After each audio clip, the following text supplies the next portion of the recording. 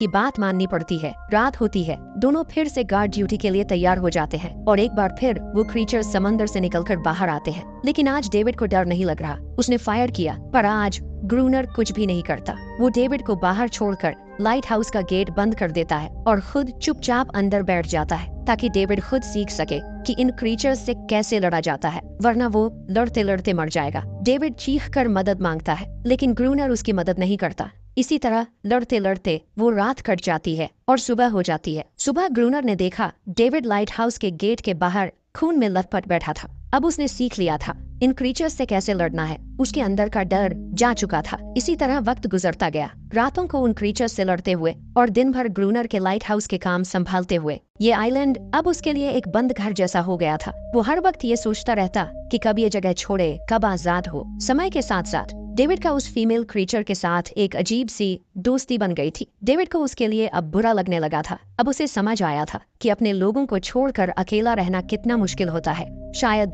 वो क्रीचर भी कुछ ऐसा ही महसूस करती थी।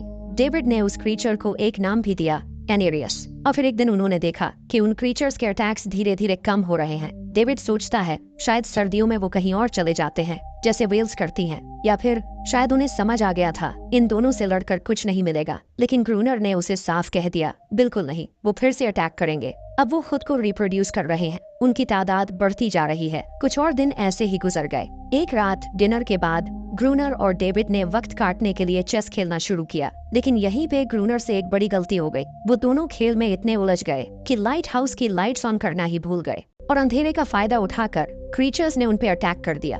डेविड ने देखा वो क्रीचर्स अब ब्रीड कर चुके हैं।